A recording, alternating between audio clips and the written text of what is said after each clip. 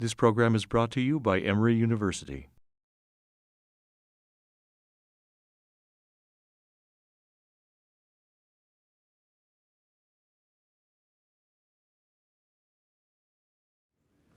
And Dean David Bartlett, will you present our fifth honored guest?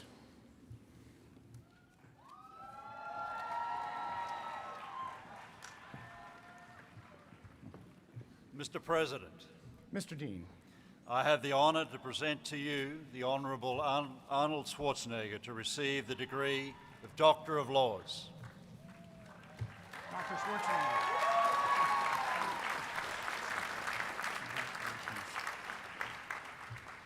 Arnold Schwarzenegger, public servant, environmentalist, philanthropist, rising from obscurity with extraordinary creativity, energy, hard work, and determination, you exemplify essential components of the American character and the possibilities that exist for all people of this land. Your service in behalf of inner city school children mirrors Emory's own commitment to community building and education. Your deep involvement in Special Olympics echoes Emory's own long engagement with Georgia Special Olympics. Your leadership of California to the vanguard in mitigating global warming and environmental degradation places you in solidarity with Emory's own initiatives toward sustainability and a green campus right here. We therefore confer on you with gratitude and applause the degree of Doctor of Laws, honoris causa.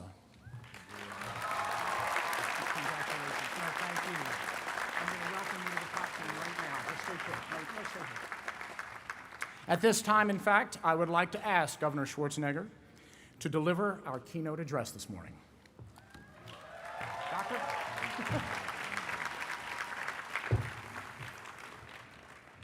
Well, thank you very much, President Wagner and Dean Bartlett, for having me here today. Trustees, faculties, families, friends, and graduates. It is an honor to stand before you here and receive this honorary Doctor of Laws degree. It is my first law degree. And finally, the Kennedys would think that I am successful. And finally, Maria can take me home and meet her family. Finally. Now, it is truly an honor to stand before you here on this joyous day as your commencement speaker. Now, I was also to go and give a commencement speech in Arizona. But with my accent, I was worried they're gonna deport me back to Austria. So I canceled that idea right away.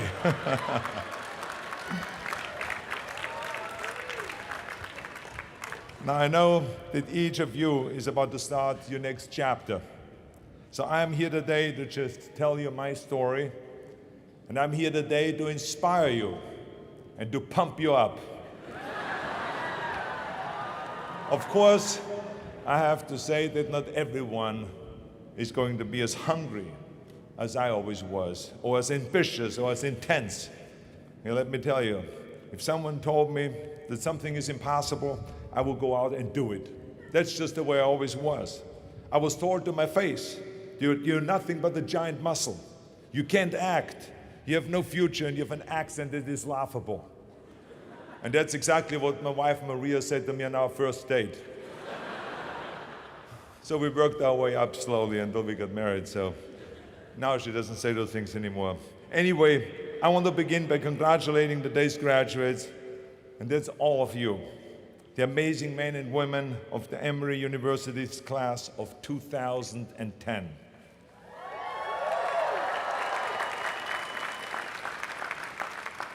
You are our nation's newest nurses, doctors, teachers, social workers, ministers, artists, scientists, business leaders, and the list goes on and on. You really are an amazing crowd. Nearly 4,000 men and women who have dedicated themselves to study and to service, to environmental action, to social justice, and to public health. I know your students' body is among the most diversified in our nation's leading research universities. You represent nearly 50 states and 75 countries. You speak dozens of different languages. As a matter of fact, I was so impressed how many languages you speak that I decided to spice it up a little bit and to deliver the rest of my speech in German. Es ist ein ganz großes Vergnügen, bei euch hier in der Emory Universität zu sein. Und ich möchte mich recht herzlichst für Ihre Einladung bedanken. Ihr seid 4.000 Studenten. No, I'm just joking. I'm not gonna do that to you. I saw some worried eyes out there. So let's give, of course, let's go and just talk a little bit about the special remarkable accomplishments of all of you that you've made. But of course, you would not be here today without the love and the support of your families. Let's give them a big round of applause for the great work that they have done.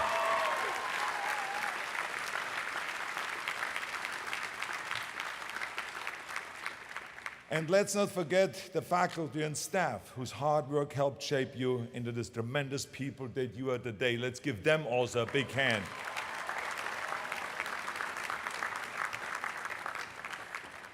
Now, over the last few weeks, I was a little bit worried about and was wondering what I should be talking about here today. So, of course, I sent my staff out and did a little survey here among some of your students. It was interesting when you look at the numbers. 17% wanted me to be inspirational. 23% wanted me to give practical advice. And 30% just wanted to have their money back from my movie Jingle All the Way. Can't get no respect around here. But anyway, the other 30% wanted me to say the following lines. So here we go. Hasta la vista, baby. It's not a tumor. It's not a tumor at all.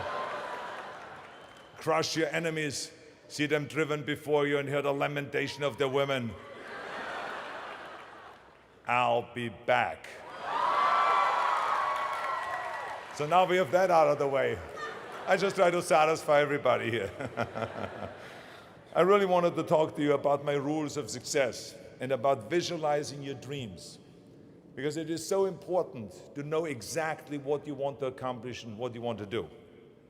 I mean, the key principles also are, and they brought me incredible success always in several careers, from bodybuilding to acting and from public service to politics, are simply the rules of work like hell, trust yourself, break some rules, don't be afraid to fail, ignore the naysayers, and stay hungry. Let me tell you, I've made a fortune in several careers, and I've been very successful in several careers by ignoring the naysayers and believing in myself. Imagine you're 15 years old and you're in Austria and you say to the people, I want to be the bodybuilding champion of the world. Of course they come to you and say, but wait a minute, this is not an Austrian sport.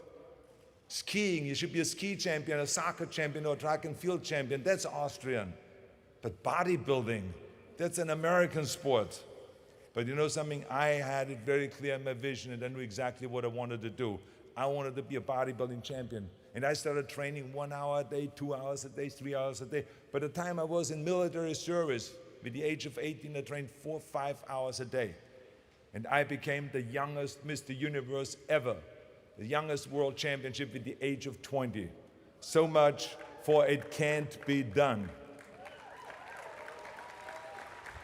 And right after that, because like I said, you have to be hungry, I went after my next goal, which was to come to America.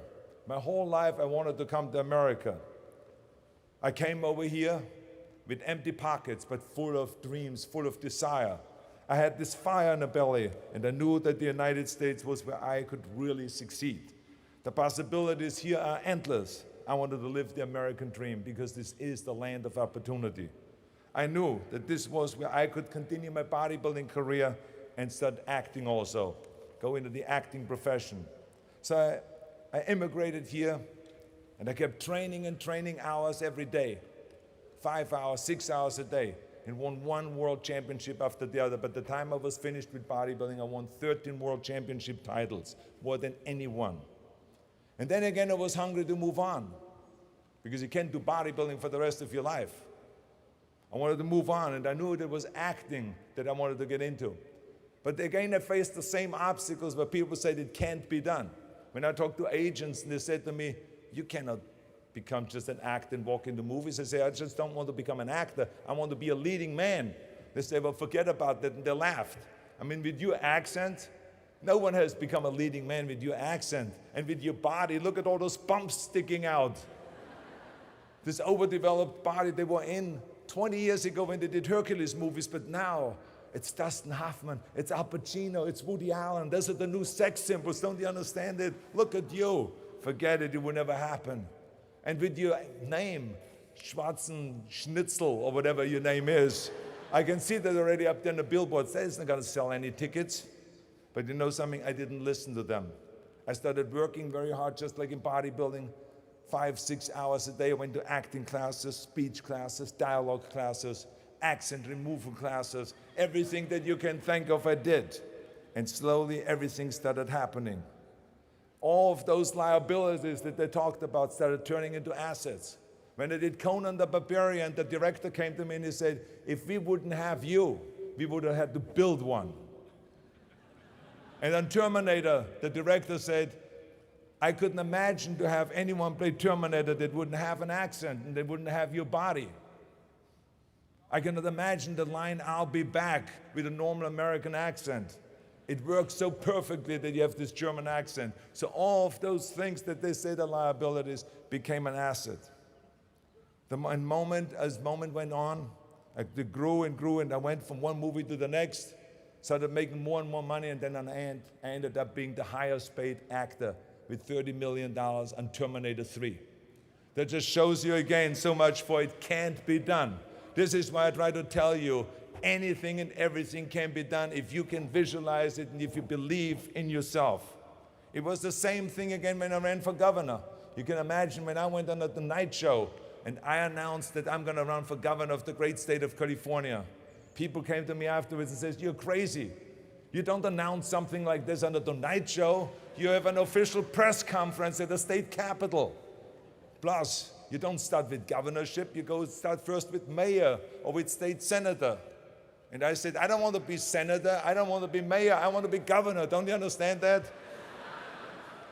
Well, the rest is history. I won in 2003, and I won also in 2006. And let me tell you, you're going to find the naysayers in every turn that you make. Don't listen.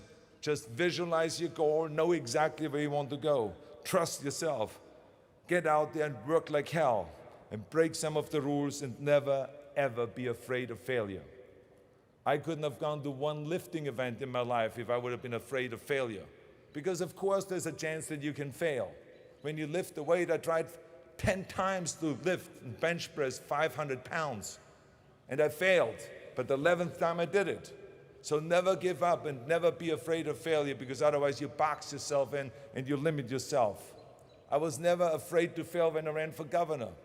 I was never afraid to fail to tackle anything, because you should not be afraid of failure. That's just part of life. I've lived by those principles, and I've had a lot of fun doing it, and I made a lot of money at the same time. And of course, I have to tell you that no matter how successful you get, no matter how old you get, you always have to be hungry for more. You always have to be hungry for learning new things, because you never learn enough. I, for instance, learned, when I grew up, I always thought that greatness was directly tied to fame and fortune. I thought that a big career and the money and the achievement would equal success, but I was dead wrong. But I learned that later on. I learned that totally by coincidence. When the University of Wisconsin did a research program on what effect weight training would have for Special Olympians, for intellectually challenged people, they called me. They said, Arnold, you're the expert in this subject. We want you to come up to the university and to help us with our program, to help us with our Special Olympians. And I flew up to the University of Wisconsin, and I helped. And there were these kids. The first exercise we decided to do was bench press, and they were all standing in line. The first kid laid down on a bench. I put a 40-pound barbell over his chest, and he did a simple exercise of bench press. He did 10 reps. Then he got up, and then the next one laid down. I put the barbell over his chest, and then that kid started breathing really heavy, and all of a sudden he started screaming really loud. And he jumped up, I put the bar back, and he started shaking. I realized that he was scared of the weight. So I calmed him down. I said, it's okay. Just watch your friends do the bench press, and maybe you want to try it again. And the friends came through, and they did all their bench press, and everyone did great performance. And then all of a sudden, he stood in line on the end and tried again. He laid down. This time I gave him the empty bar, just the 20 pounds. And he did 10 reps. And then I said, you want to have more plates on it? More weight? He said, yes. So I put 2 more plates on it. Now it was back to the 40 pounds that he had earlier. And he did 10 more reps. Then he said more. Then I put 2 more plates on it. Now it was 60 pounds. He did another 10 reps. And he said more. He did then 80 pounds. And then I lifted the weight off, and he jumped up, high-fived everyone, and he was so excited. And it was a real eye-opener for me, because when I saw that kid going from terror to self-confidence in that short period of time, and that I had that effect on him, that I could do that, I was so excited about this. As a matter of fact, I went home to the hotel that night, and I was so delighted, and I said to myself, what is going on here? Wait a minute, I didn't make any money. It was not a career move at all. It was nothing. Why am I so excited? Well, let me tell you, I figured out that it was because I was reaching out and helping someone that needed help. And my father-in-law, Sergeant Schreiber, who started during the Kennedy administration and Johnson administration, the Peace Corps, the Job Corps, legal aid to the poor, Head Start, and all of those very important programs. He gave a speech at the Yale University, and he said it very clearly when he said to the students, tear down that mirror. Tear down that mirror that makes you always look at yourself. Tear down that mirror, and you will be able to look beyond, and you will see the millions and millions of people that need your help. And I realized then when he said that, that's what happened to me that day.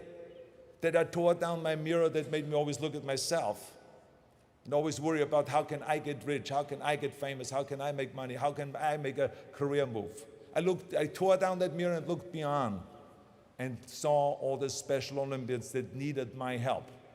So this was a great, great learning. That's why I say stay hungry to learn those new things. For years now, I've been involved in Special Olympics. For years, I've become the national coach, the international coach, the torchbearer, the ambassador for Special Olympians, and traveling all around the world and helping them, pumping up those athletes, marching in with them into stadiums, training with them, waiting at the finish line to hug them and congratulate them and put the medal over their head and hang it around them. This has been such a wonderful thing. It's such a satisfying thing. As a matter of fact, in one of those trips, I went to South Africa, and there I got to meet my hero, one of my heroes, Nelson Mandela. Talk about greatness. See, there's a different greatness than what I ever thought is so important. He spent 27 years in prison because he believed black South Africans should be equal. But when he was released from prison, he, instead of seeking revenge, he talked about forgiveness. Mandela said the most important thing was reconciliation and bringing his country together. As a matter of fact, after he was released from prison, he had lunch with the wife of the prime minister who was the architect of apartheid. Think about that, having lunch with her. The man that was responsible for putting him into prison. Mandela became a living message of love, inclusion, and tolerance. Now that is greatness. Helping others and looking beyond that mirror is my measure of greatness today.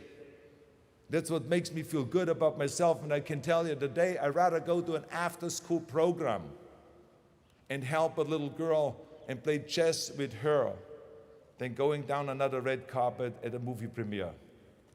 I know that one of the reasons that you invited me, one of the reasons why you invited me here today was to honor my commitment to public service. That is a great honor, coming from a university that has distinguished itself through service.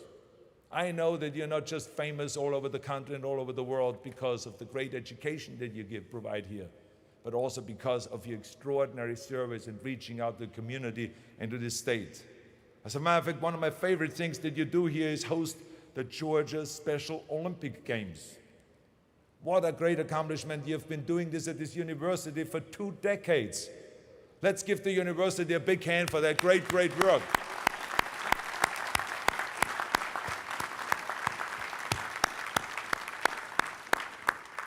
And I want to thank you on behalf of my mother-in-law, Eunice Kennedy Shriver, who started Special Olympics more than 40 years ago. We lost her this last year.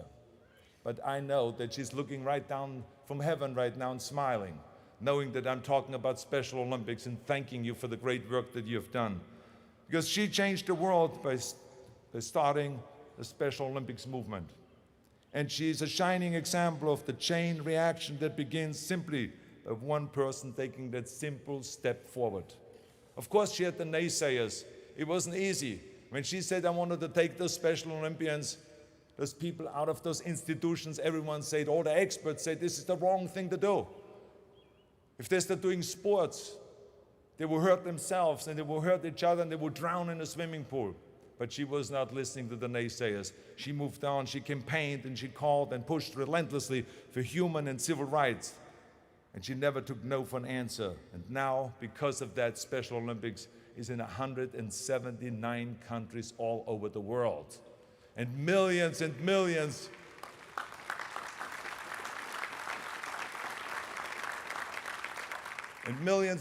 of kids are now participating in sports and getting health care and dental care and getting jobs. As a matter of fact, I have a Special Olympian in my office. John is doing such a great job delivering the mail all over my office and always coming up with new ways of being more efficient. I wish the rest of the politicians in our state capital are as efficient as he is, trust me. But it is extraordinary to see his work. And I believe that we each have the same responsibility to use our voice and to serve and to make a difference. I take that responsibility really seriously, and that is why I ran for governor of the great state of California, because I knew that it could reach out to 38 million people. That is why it gives me such a satisfaction today. Believe me, when I was 15 years old, I never thought that I ever would become governor of California. I'm one of those fortunate ones that went way beyond his dreams. And another thing that I would have never dreamt in my wildest dreams was that I would work for free for 7 years as governor. Never. But I knew serving California would be an opportunity for me to make a difference, not only in my state, but to make a difference in this country and to make a difference in the world.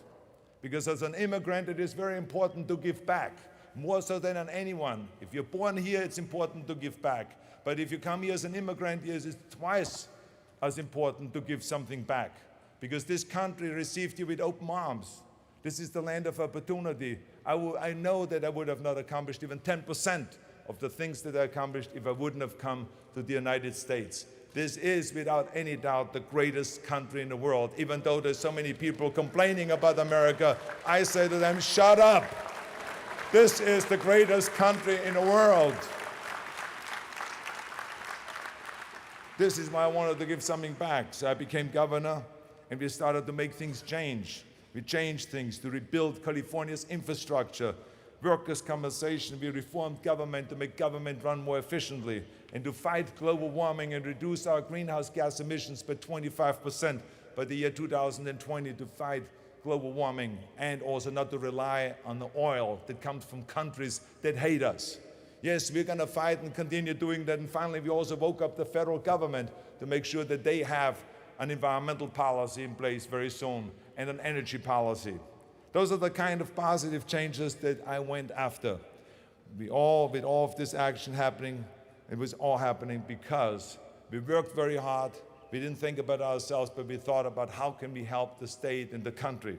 And we went out global. Now, of course, when I talk about this, when I talk about how important it is for each and every one of you to go out and do that, I don't think about that you should go global or that you should go that big. Like I said, I just happen to be very ambitious. You all should go and be hungry for success.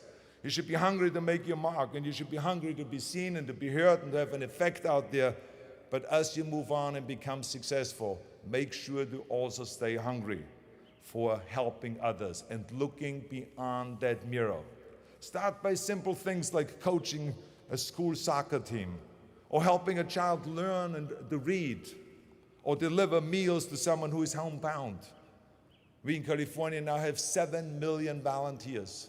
And I was the first governor to appoint a cabinet secretary to be in charge of volunteerism and service. Now other governors are doing the same thing around the country.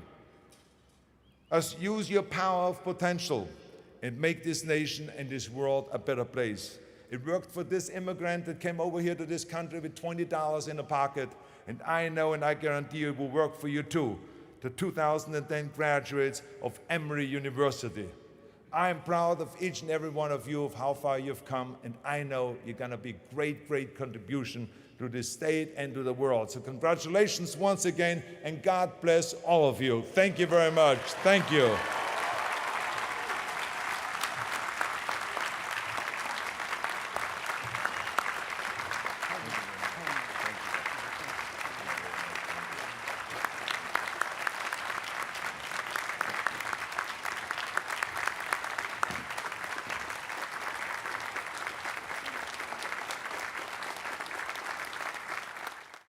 The preceding program is copyrighted by Emory University.